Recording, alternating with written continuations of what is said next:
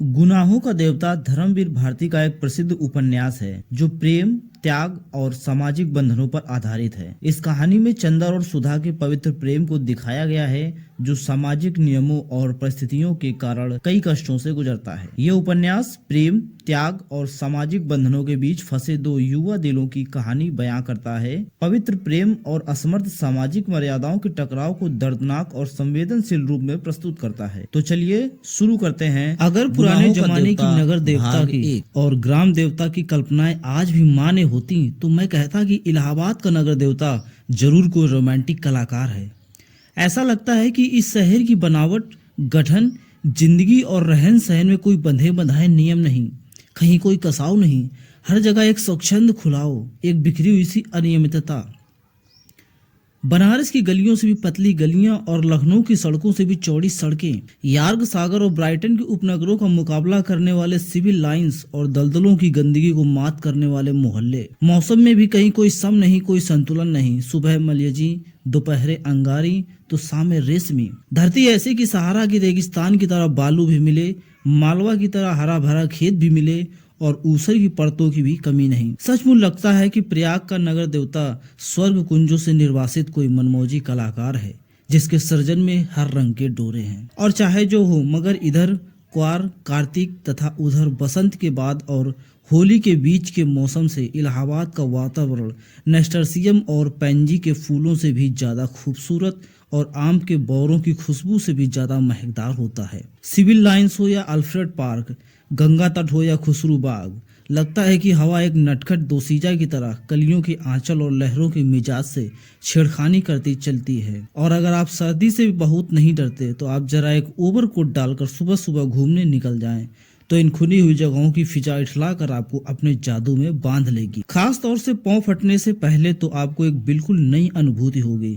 बसंत के नए नए मौसमी फूलों के रंग से मुकाबला करने वाली हल्की सुनहली बाल सूर्य की अंगुलियां सुबह की राजकुमारी के गुलाबी वक्ष पर बिखरे हुए भौराले गेसुओं को धीरे धीरे हटाती जाती हैं और क्षितिज पर सुनहली तरुणाई बिखर पड़ती है। एक ऐसी खुशनुमा सुबह थी और जिसकी कहानी मैं कहने जा रहा हूँ वह सुबह से भी ज्यादा मासूम युवक प्रभाती गाकर फूलों को जगाने वाले देवदूत की तरह अल्फ्रेड पार्क के लॉन पर फूलों की सरजमी के किनारे किनारे घूम रहा था। कत्थई स्वीटपी के रंग का पश्मीने का लंबा कोट जिसका एक कॉलर उठा हुआ था और दूसरे कॉलर में सरू की एक पत्ती बटन होल में लगी हुई थी। सफेद मक्खन जीन की पतली पैंट और पैरों में सफेद जरी की पेशावरी सैंडलें, भरा हुआ गोरा चेहरा और ऊंचे चमकते हुए माथे पर झूलती हुई रूखी भूरी लट। चलते चलते उसने एक रंग बिरंगा गुच्छा इकट्ठा कर लिया था और रह रहकर वह उसे सूंघ लेता था। पूरब के आसमान की गुलाबी पंखुड़ियां बिखरने लगी थीं और सुनहले पराग की एक बौछार सुबह के ताजे फूलों पर बिछ रही थी। अरे सुबह हो गई, उसने चौंक कर कहा और पास की एक बेंच पर बैठ गया। सामने से एक माली आ रहा था। क्यों जी, लाइब्रेरी खुल गई? अभी नहीं बाबूजी, उसने जवाब दिया। वह फिर संतोष से बैठ गया और फूलों की पंखुड़ियां नोचकर नीचे फेंकने लगा। जमीन पर बिछाने वाले सोने की चादर परतों पर परतें बिछाती जा रही थी और पेड़ों की छायाओं का रंग गहराने लगा था। उसकी बेंच के नीचे फूलों की चुनी हुई पंक्तियां बिखरी थी। अब उसके पास सिर्फ एक फूल बाकी रह गया था। हल्के फालसाई रंग के उस फूल पर गहरे बैंगनी डोरे थे। हेलो कपूर, सहसा किसी ने पीछे से कंधे पर हाथ रखकर कहा। यहाँ क्या झक मार रहे हो सुबह सुबह? उसने मुड़कर पीछे देखा। आओ ठाकुर साहब, आओ बैठो यार, लाइब्रेरी खुलने का इंतजार कर रहा हूँ। क्यों, यूनिवर्सिटी लाइब्रेरी चाट डाली? अब इसे तो शरीफ लोगों के लिए छोड़ दो। हाँ हाँ, शरीफ लोगों के लिए छोड़ रहा हूँ। डॉक्टर शुक्ला की लड़की है ना, वह इसकी मेंबर बनना चाहती थी तो मुझे आना पड़ा, उसी का इंतजार भी कर रहा हूँ। तो ठाकुर साहब बोले, डॉक्टर शुक्ला तो पॉलिटिक्स डिपार्टमेंट में है ना? नहीं, गवर्नमेंट साइकोलॉजिकल ब्यूरो में। और तुम पॉलिटिक्स में रिसर्च कर रहे हो? नहीं, इकोनॉमिक्स में। बहुत अच्छे, तो उनकी लड़की को सदस्य बनवाने आए हो? कुछ अजब स्वर में ठाकुर ने कहा। छी, कपूर ने हंसते हुए कहा। कुछ अपने को बचाते हुए कहा, यार तुम जानते हो कि मेरा उनसे कितना घरेलू संबंध है। जब से मैं प्रयाग में हूँ उन्हीं के सहारे हूँ और आजकल तो उन्हीं के यहाँ पढ़ता लिखता भी हूँ। ठाकुर साहब हंस पड़े। अरे भाई, मैं डॉक्टर शुक्ला को जानता नहीं क्या? उनका सा भला आदमी कितना मुश्किल है, तुम सफाई व्यर्थ में दे रहे हो। ठाकुर साहब यूनिवर्सिटी के उन विद्यार्थियों में से थे जो बराए नाम विद्यार्थी होते हैं और कब तक वे यूनिवर्सिटी को सुशोभित करते रहेंगे इसका कोई निश्चय नहीं। एक अच्छे खासे रुपए वाले व्यक्ति थे और घर के ताल्लुकेदार, हंसमुख, फब्तियां कसने में मजा लेने वाले, मगर दिल के साफ, निगाह के सच्चे। बोले, एक बात तो मैं स्वीकार करता हूँ कि तुम्हारी पढ़ाई का सारा श्रेय डॉक्टर शुक्ला को है। तुम्हारे घर वाले तो कुछ खर्चा बेचते नहीं। नहीं, उनसे अलग ही होकर आया था। समझ लो कि इन्होंने किसी न किसी बहाने मदद की है। अच्छा आओ, तब तक लोटस पॉन्ड तक ही घूम ले। एक कमल सरोवर था, उसको घूमने ये लोग निकल गए। फिर तब तक लाइब्रेरी भी खुल जाएगी। दोनों उठकर एक कृत्रिम कमल सरोवर की ओर चल दिए जो एस में बना हुआ था। सीढ़ियां चढ़कर ही उन्होंने देखा कि एक सज्जन किनारे बैठे कमलों की ओर एकटक देखते हुए ध्यान में तल्लीन है। छिपकली से दुबले पतले बालों की एक लट माथे पर झूमती हुई। कोई प्रेमी है या कोई फिलोसफर? देखा ठाकुर? नहीं यार, दोनों से निष्कृष्ट कोटि के जीव हैं। ये कवि हैं, मैं इन्हें जानता हूँ। ये रविंद्र बिसरिया हैं, एमए में पढ़ता है। आओ मिलाएं तुम्हें। ठाकुर साहब ने एक बड़ा सा घास का तिनका तोड़कर पीछे से चुपके से जाकर उनकी गर्दन पर गुदगुदाया। बिसरिया चौंक उठा, पीछे मुड़कर देखा और बिगड़ गया। यह क्या बदतमीजी है ठाकुर साहब? मैं कितने गंभीर विचारों में डूबा हुआ था। और सहसा बड़े विचित्र स्वर में आंखें बंद कर बिसरिया बोला, आह कैसा मनोरम प्रभात है। मेरी आत्मा में घोर अनुभूति हो रही थी। कपूर बिसरिया की मुद्रा पर ठाकुर साहब की ओर देखकर मुस्कुराया और इशारे में बोला, है यार सगल की चीज, छोड़ो जरा। ठाकुर साहब ने तिनका फेंक दिया और बोले, माफ करना भाई बिसरिया, बात यह है कि हम लोग कवि तो हैं नहीं, इसलिए समझ नहीं पाते क्या सोच रहे थे तुम। बिसरिया ने आंखें खोली और एक गहरी सांस लेकर बोला, मैं सोच रहा था कि आखिर प्रेम क्या होता है, क्यों होता है, कविता क्यों लिखी जाती है, फिर कविता के संग्रह उतने क्यों नहीं बिकते जितने उपन्यास या कहानी संग्रह। बात तो गंभीर है, कपूर बोला। जहाँ तक मैंने समझा और पढ़ा है, प्रेम एक तरह की बीमारी होती है, मानसिक बीमारी, जो मौसम बदलने के दिनों में होती है। मसलन क्वार, कार्तिक या फागुन, चैत। उसका संबंध रीढ़ की हड्डी से होता है और कविता एक तरह का सन्निपात होता है। मेरा मतलब आप समझ रहे हैं मिस्टर सिबरिया? सिबरिया नहीं, बिसरिया, ठाकुर साहब ने टोका। बिसरिया ने कुछ उजलत, कुछ परेशानी और कुछ गुस्से से उनकी ओर देखा और बोला, क्षमा कीजिएगा, आप या तो फ्रायडवादी हैं या प्रगतिवादी, और आपके विचार सर्वदा विदेशी हैं। मैं इस तरह के विचारों से घृणा करता हूँ। कपूर कुछ जवाब देने ही वाला था कि ठाकुर साहब बोले, अरे भाई बेकार उलझ गए तुम लोग, पहले परिचय तो कर लो आपस में। ये हैं श्री चंद्र कुमार कपूर, विश्वविद्यालय में रिसर्च कर रहे हैं, और आप हैं श्री रविंद्र बिसरिया, इस वर्ष एमए में बैठ रहे हैं। बहुत अच्छे कवि हैं। कपूर ने हाथ मिलाया और फिर गंभीरता से बोला, क्यों साहब, आपको दुनिया में और कोई काम नहीं रहा तो आप कविता करते हैं? बिसरिया ने ठाकुर साहब की ओर देखा और बोला, ठाकुर साहब यह मेरा अपमान है, मैं इस तरह के सवालों का आदी नहीं हूँ, और उठ खड़ा हुआ। अरे बैठो बैठो, ठाकुर साहब ने हाथ खींचकर बिठा लिया। देखो कपूर का मतलब तुम समझे नहीं। उसका कहना यह है कि तुम में इतनी प्रतिभा है कि लोग तुम्हारी प्रतिभा का आदर करना नहीं जानते, इसलिए उन्होंने सहानुभूति में तुमसे कहा कि तुम और कोई काम क्यों नहीं करते। वरना कपूर साहब तुम्हारी कविता के बहुत शौकीन हैं, मुझसे बराबर तारीफ करते हैं। बिसरिया पिघल गया और बोला, क्षमा कीजिएगा, मैंने गलत समझा। अब मेरा कविता संग्रह छप रहा है, मैं आपको अवश्य भेंट करूंगा। और फिर बिसरिया ठाकुर साहब की ओर मुड़कर बोला, अब लोग मेरी कविताओं की इतनी मांग करते हैं कि मैं परेशान हो गया हूँ।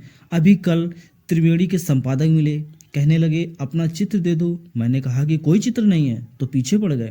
आखिरकार मैंने आइडेंटिटी कार्ड उठाकर दे दिया।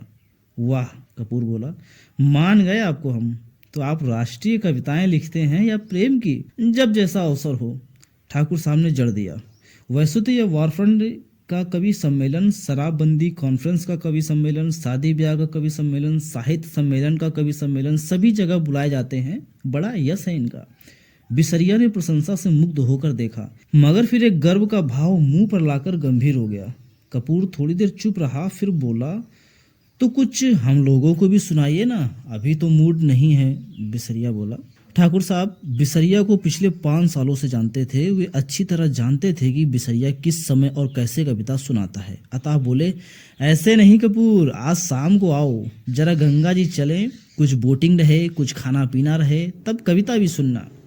कपूर को बोटिंग का बेहद शौक था। फौरन राजी हो गया और शाम का विस्तृत कार्यक्रम बन गया। इतने में एक कार उधर से लाइब्रेरी की ओर गुजरी। कपूर ने देखा और बोला, अच्छा ठाकुर साहब, मुझे तो इजाज़त दीजिए, अब चलूं लाइब्रेरी में, वो लोग आ गए। आप कहाँ चल रहे हैं? मैं जरा जिम खाने की ओर जा रहा हूँ। अच्छा भाई, तो शाम को पक्की रही। बिल्कुल पक्की, कपूर बोला और चल दिया। लाइब्रेरी के पोर्टिको में कार रुकी और उसके अंदर ही डॉक्टर साहब की लड़की बैठी थी। क्यों सुधा, अंदर क्यों बैठी हो? तुम्हें ही देख रही थी चंदर। और वह उतर आई।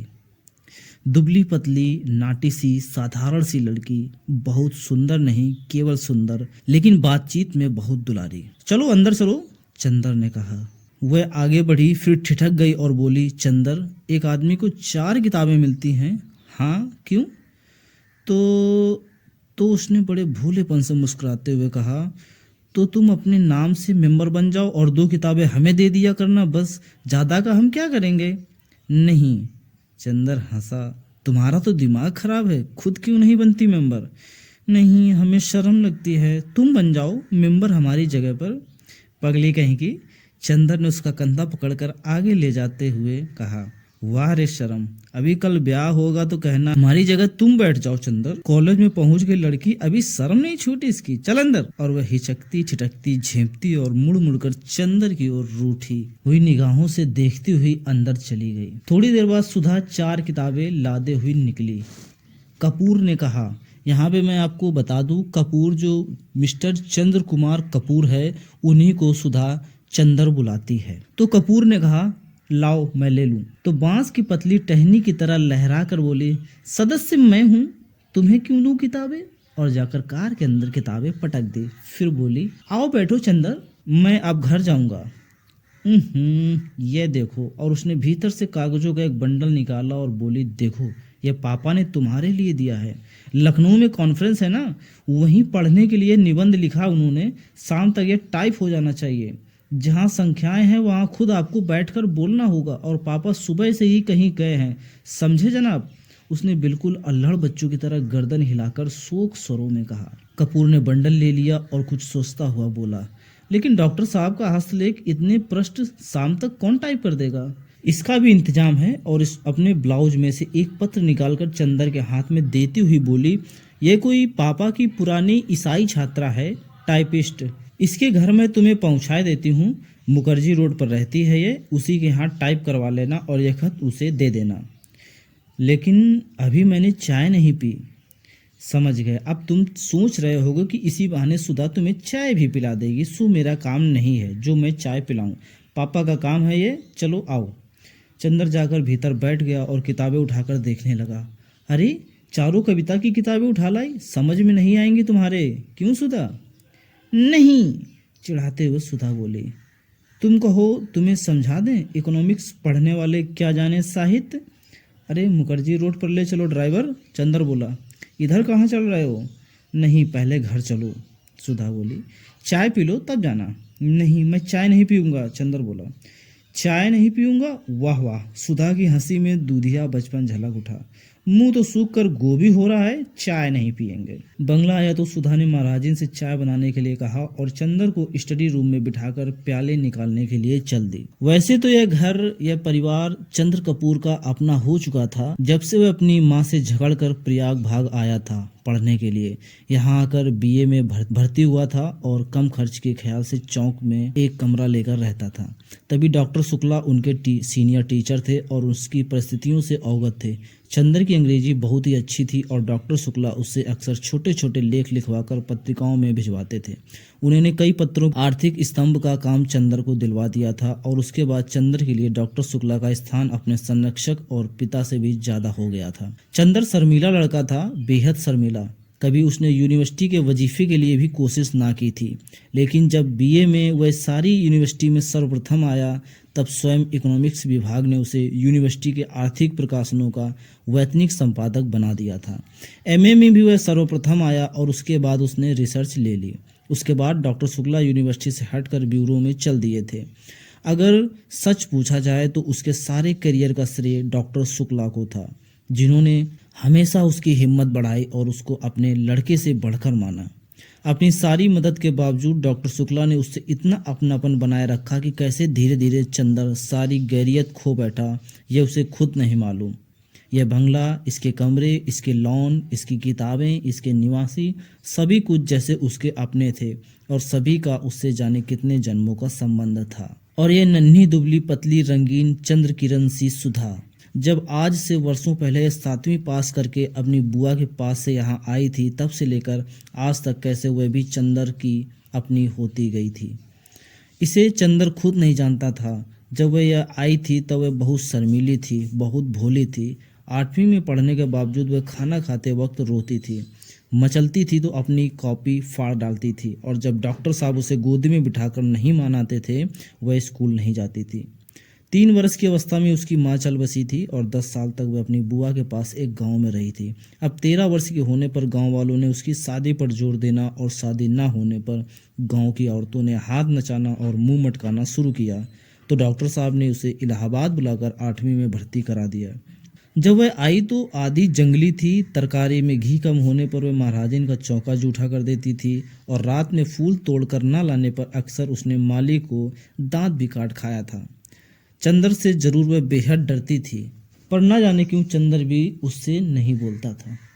लेकिन जब 2 साल तक उसकी ये उपद्रव जारी रहे और अक्सर डॉक्टर साहब गुस्से के मारे उसे न साथ खिलाते थे और न उससे बोलते थे, तो वह रो रो कर और सिर पटक पटक कर अपनी जान आधी कर देती थी। तब अक्सर चंदर ने पिता और पुत्री का समझौता कराया था, अक्सर सुधा को डांटा था, समझाया था, और सुधा घर भर से अल्हड़ पुरवाई और विद्रोही झोंके की तरह तोड़फोड़ मचाती रहने वाली सुधा चंदर की आंख के इशारे पर सुबह की नसीम की तरह शांत हो जाती थी। कब और क्यों उसने चंदर के इशारों पर मौन अनुशासन स्वीकार कर लिया था, यह उसे खुद नहीं मालूम था। और ये सभी कुछ इतने स्वाभाविक ढंग से इतना अपने आप होता गया कि दोनों में से कोई भी इस प्रक्रिया से वाकिफ नहीं था, कोई भी इसके प्रति जागरूक ना था। दोनों का एक दूसरे के प्रति अधिकार और आकर्षण इतना स्वाभाविक था जैसे शरद की पवित्रता या सुबह की रोशनी।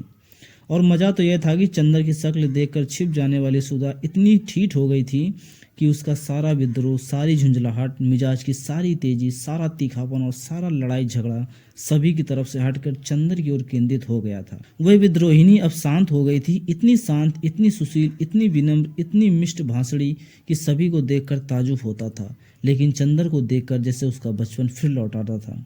और वह जब चंदर को खिजाकर छेड़कर लड़ नहीं लेती थी तब तक उसे चैन नहीं पड़ता था।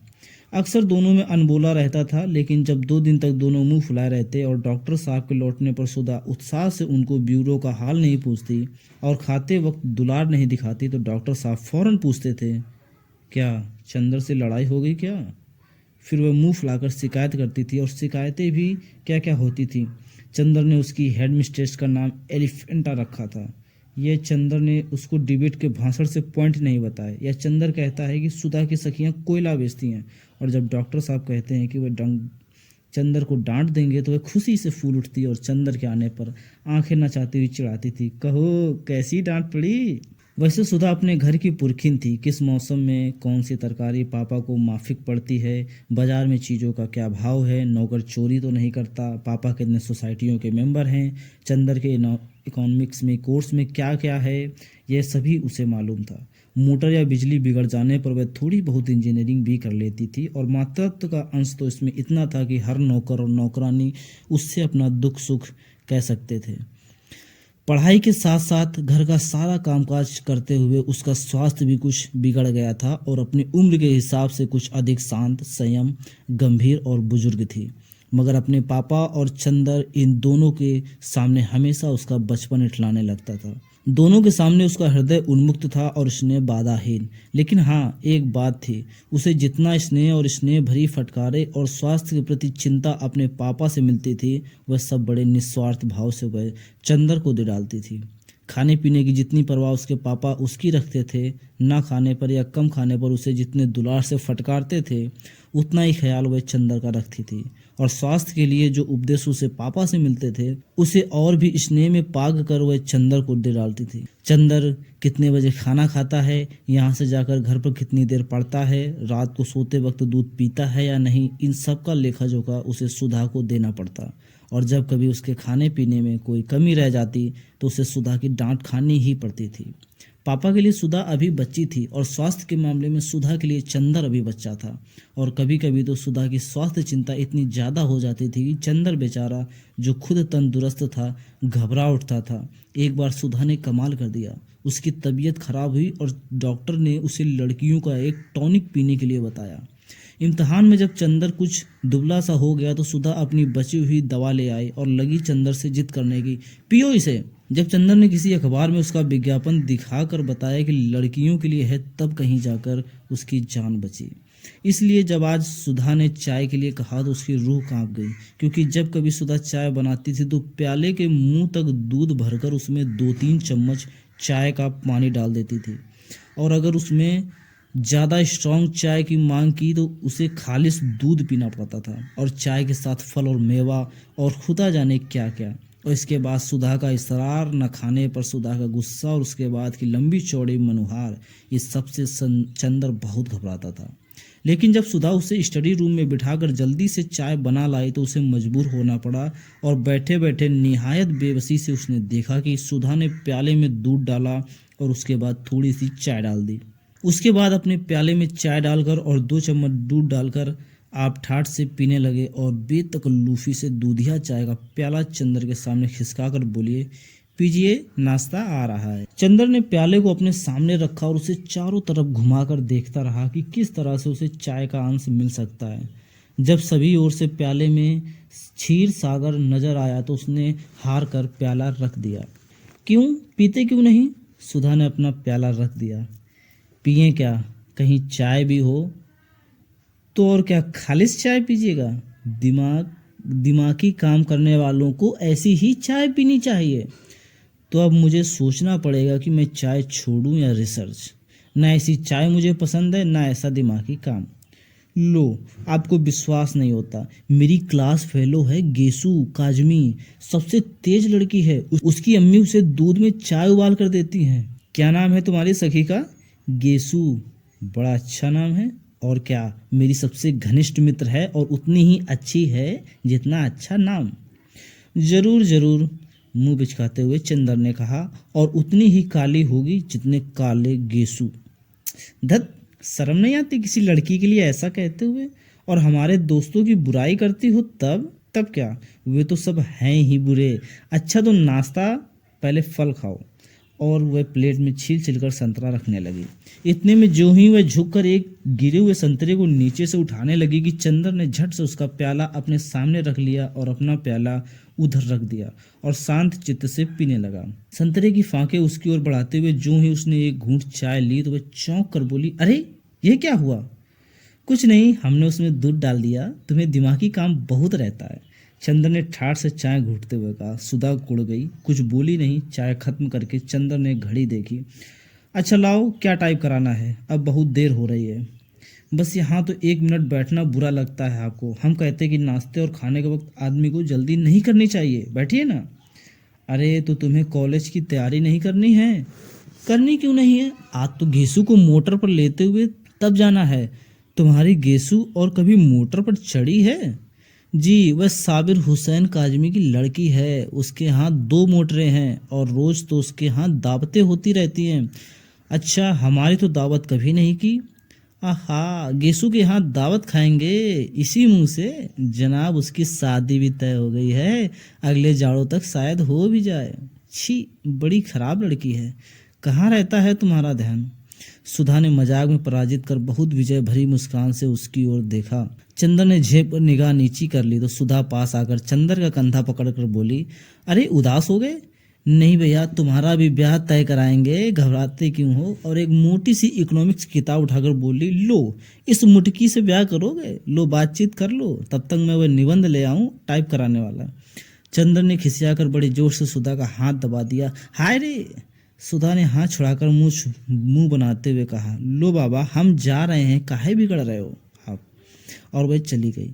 डॉक्टर साहब का लिखा हुआ निबंध उठा लाई और बोली, लो यह निबंध की पांडुलिपि है। उसके बाद चंद्र की ओर बड़े दुलार से देखते हुए बोली, शाम को आओगे ना? अच्छा, हम परेशान नहीं करेंगे, तुम चुपचाप पढ़ना। जब रात को पापा आ जाएं तो उन्हें निबंध की प्रतिलिपि देकर चले जाना। नहीं, आज शाम को मेरी दावत है ठाकुर साहब के यहाँ, तो उसके बाद आ जाना। और देखो, अब फरवरी आ गई है, मास्टर ढूंढ दो में। नहीं, ये सब झूठी बात है, हम कल सुबह आएंगे। अच्छा, तो सुबह जल्दी आना और देखो मास्टर लाना मत भूलना। ड्राइवर तुम्हें मुखर्जी रोड पहुंचा देगा। वह कार में बैठ गया और कार स्टार्ट हो गई कि फिर सुधा ने पुकारा। वह फिर उतरा। सुधा बोली, लो यह लिफाफा तो भूल ही गए थे। पापा ने लिख दिया है, उसे दे देना। अच्छा, कहकर फिर चंदर चला कि फिर सुधा ने पुकारा, सुनो। चंदर ने झल्ला कर कहा, एक बार में क्यों नहीं कह देती सब? अरे बड़ी गंभीर बात है, देखो वहाँ कुछ ऐसी वैसी बात मत कहना लड़की से, वरना उसके यहाँ दो बड़े बड़े बुलडॉग हैं। कहकर उसने गाल फुलाकर आंख फैलाकर ऐसी बुलडॉग की भंगिमा बनाई कि चंदर हंस पड़ा। सुधा भी हंस पड़ी। ऐसी थी सुधा और ऐसा था चंदर। सिविल लाइंस के एक उजाड़ हिस्से में एक पुराने से बंगले के सामने आकर मोटर रुकी। बंगले का नाम था रोज लॉन, लेकिन सामने के कंपाउंड में जंगली घास उग रही थी और गुलाब के फूलों के बजाय अहाते में मुर्गी के पंख बिखरे पड़े थे। रास्ते पर भी घास उगाई थी और फाटक पर, जिसके खंबे की कॉर्निश टूट चुकी थी, बजाय लोहे के दरवाजे के दो आड़े बांस लगे हुए थे। फाटक के ओर एक छोटा सा लकड़ी का नाम पटल लगा था, जो कभी काला रहा होगा, लेकिन जिससे धूल, बरसात और हवा ने चितकबरा बना दिया था। चंदर मोटर से उतरकर उस बोर्ड पर लिखे हुए अधमिटे सफ़ेद अक्षरों को पढ़ने की कोशिश करने लगा और जाने किसका मुंह देकर सुबह उठा था कि उसे सफलता भी मिल गई। उस पर लिखा था AF डिक्रूज। उसने जेब से लिफाफा निकाला और पता मिलाया। लिफाफे पर लिखा था मिस P डिक्रूज। यही बंगला है, उससे संतोष हुआ। हॉर्न दो, उसने ड्राइवर से कहा। ड्राइवर ने हॉर्न दिया, लेकिन किसी का बाहर आना तो दूर, एक मुर्गा जो अहाते में कुड़कुड़ाता रहा था, उसने मुड़कर बड़े संदेह और त्रास से चंदर की ओर देखा और उसके बाद पंख फड़फड़ाते हुए, चीखते हुए जान छोड़कर भागा। बड़ा मनहूस बंगला है, यहाँ आदमी रहते हैं या प्रेत? कपूर ने ऊब कर कहा और ड्राइवर से बोला, जाओ तुम, हम अंदर जाकर देखते हैं। अच्छा हुजूर। सुधा बीबी से क्या कह देंगे? कह देना पहुंचा दिया। कार मुड़ी और कपूर बांस फांद कर अंदर घुसा। आगे का पोर्टिको खाली पड़ा था और नीचे की जमीन ऐसी थी जैसे कई साल से उस बंगले में कोई सवारी गाड़ी ना आई हो। वह बरामदे में गया। दरवाजे बंद थे और उन पर धूल जमी थी। एक जगह चौखट और दरवाजे के बीच में मकड़ी ने जाला बुन रखा था। यह बंगला खाली है क्या? कपूर ने सोचा। सुबह 8:30 बजे ही वहां ऐसा सन्नाटा छाया था कि दिल घबरा जाए। आसपास चारों ओर आधी फरलांग तक कोई बंगला नहीं था। उसने सोचा, बंगले के पीछे की ओर शायद नौकरों की झोपड़ियां हों। वह दाएं बाजू से मुड़ा और खुशबू का एक झोंका उसे चूमता हुआ निकल गया। ताज्जुब है, यह सन्नाटा, यह मनहूसी और इतनी खुशबू। कपूर ने कहा और आगे बढ़ा तो देखा कि बंगले की पिछवाड़े गुलाब का एक बहुत खूबसूरत बाग है। कच्ची रविसें और बड़े बड़े गुलाब हर रंग के। वह सचमुच रोजलॉन था। वह बाग में पहुंचा। उधर से भी बंगले के दरवाजे बंद थे। उसने खटखटाया, लेकिन कोई जवाब नहीं मिला। वह बाग में घुसा कि शायद कोई माली काम कर रहा हो। बीच बीच में ऊंचे ऊंचे जंगली चमेली के झाड़ थे और कहीं कहीं लोहे की छड़ों के खटघरे। बेगम बेलिया भी फूल रही थी, लेकिन चारों ओर एक अजब सा सन्नाटा था और फूल पर किसी खामोशी के फरिश्ते की छां थी।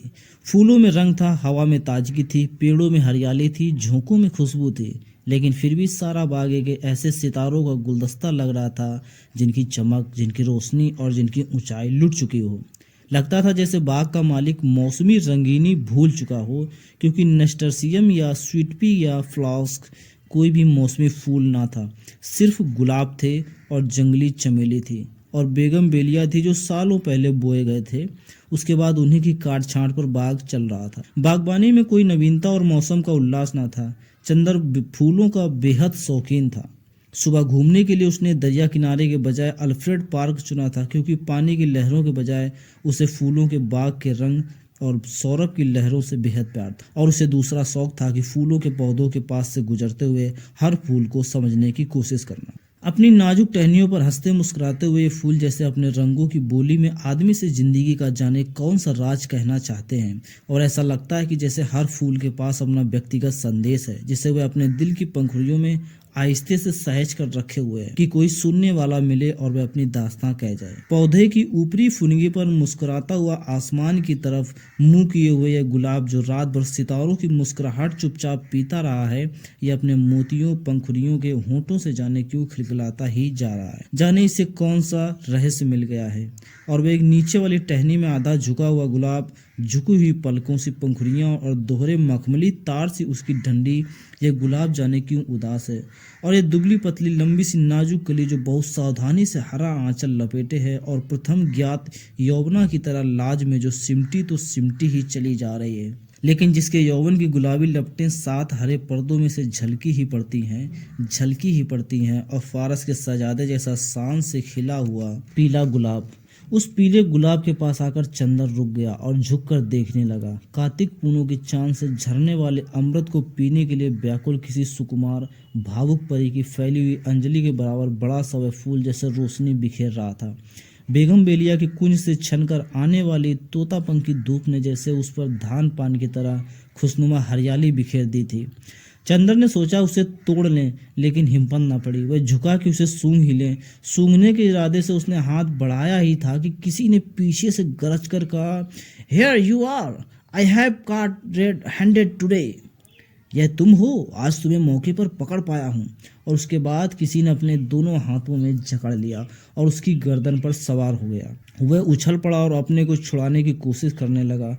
पहले तो वह कुछ समझ नहीं पाया। अजब रहस्यमय है यह बंगला। एक अव्यक्त भय और एक सिहरन में उसके हाथ पांव ढीले हो गए, लेकिन उसने हिम्मत करके अपना एक हाथ छुड़ा लिया और मुड़कर देखा तो एक बहुत कमजोर बीमार सा पीली आंखों वाला गोरा उसे पकड़े हुए था। चंदर के दूसरे हाथ को फिर पकड़ने की कोशिश करता हुआ वह हांफता हुआ बोला अंग्रेजी में, "रोज रोज यहाँ से फूल गायब होते थे। मैं कहता था कौन ले जाता है।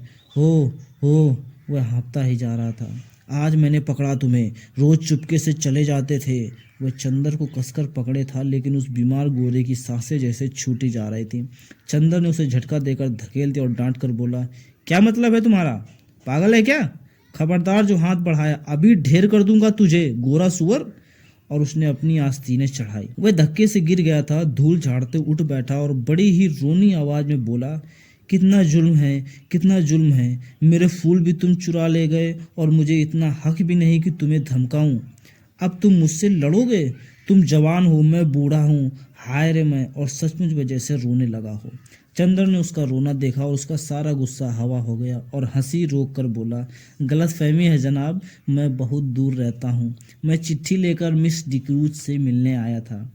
उसका रोना नहीं रुका। "तुम बहाना बनाते हो और अगर मैं विश्वास नहीं करता तो तुम मारने की धमकी देते हो। अगर मैं कमजोर ना होता तो तुम्हें पीसकर खा जाता और तुम्हारी खोपड़ी कुचल कर फेंक देता, जैसे तुमने मेरे फूल फेंके होंगे। फिर तुमने गाली दी, मैं उठाकर तुम्हें अभी नाले में फेंक दूंगा।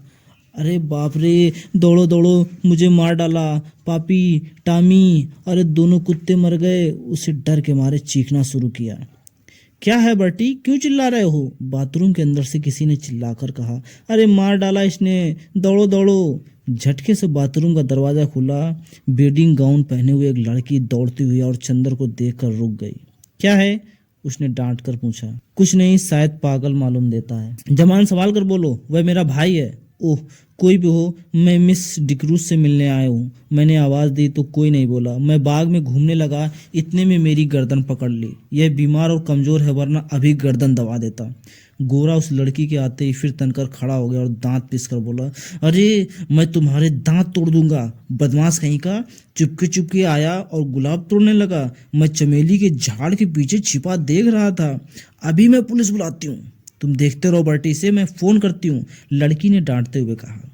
"अरे भाई, मैं मिस डिक्रूज से मिलने आया हूँ। मैं तुम्हें नहीं जानती, झूठा कहीं का। मैं मिस डिक्रूज हूँ। देखिए तो यह खत।" लड़की ने खत खोला और पढ़ा और एकदम से उसने आवाज़ बदल दी। "छी बर्टी, तुम किसी दिन पागल खाने जाओगे। आपको डॉक्टर शुक्ला ने भेजा है। तुम तो मुझे बदनाम करा डालोगे।" उसकी शक्ल और भी रोनी हो गई। मैं नहीं जानता था, उसने और भी घबरा कर कहा। "माफ़ कीजिएगा," लड़की ने बड़े मीठे स्वर में साफ हिंदुस्तानी में कहा। "मेरे भाई का दिमाग जरा ठीक नहीं रहता, जब से इसकी पत्नी की मौत हो गई है। इसका मतलब ये नहीं कि किसी भले आदमी की इज्जत उतार ले," चंदर ने बिगड़ कर कहा। देखिए, बुरा मत मानिए, मैं इसकी ओर से माफ़ी मांगती हूँ। आइए अंदर चलिए। उसने चंदर का हाथ पकड़ लिया। उसका हाथ बेहद ठंडा था। वह नहा कर आ रही थी। उसके हाथ के उस तुषार स्पर्श से चंदर सिहर उठा और उसने हाथ झटक कर कहा, अफसोस, आपका हाथ तो बर्फ है। लड़की चौंक गई। वह सद्दासनाता सहसा सचेत हो गई और बोली, अरे शैतान तुम्हें ले जाए बर्टी, तुम्हारे पीछे मैं वेडिंग गाउन में भाग आई। और वेडिंग गाउन के दोनों कॉलर पकड़ उसने अपनी खुली गर्दन ढकने का प्रयास किया और फिर अपनी पोशाक पर लज्जित होकर भागी। अभी तक गुस्से के मारे चंदर ने उस पर ध्यान ही नहीं दिया था, लेकिन उसने देखा कि वह 23 बरस की दुबली पतली तरुणी है। लहराता हुआ बदन, गले तक कटे हुए बाल, एंग्लो इंडियन के बावजूद गोरी नहीं है। चाय की तरह वह हल्की, पतली, भूरी और तुर्स थी। भागते वक्त ऐसी लग रही थी जैसे छलकती हुई चाय। इतने में वो गोरा उठा और चंदर का कंधा छूकर बोला, माफ़ करना भाई, उससे मेरी शिकायत मत करना। असल में ये गुलाब मेरी मृत पत्नी की यादगार है। जब इनका पहला पेड़ आया था तब मैं इतना ही जवान था जितने तुम, और मेरी पत्नी इतनी ही अच्छी थी जितनी पम्मी। कौन पम्मी? ये मेरी बहन प्रमिला डिक्रूज। ओह, कब मरी आपकी पत्नी? माफ़ कीजिएगा, मुझे भी मालूम नहीं था। हाँ, मैं बड़ा अभागा हूँ, मेरा दिमाग कुछ खराब है। देखिए, कहकर उसने झुककर अपनी खोपड़ी चंदर के सामने कर दी और बहुत गिड़गिड़ा कर बोला, पता नहीं कौन मेरे फूल चुरा कर ले जाता है।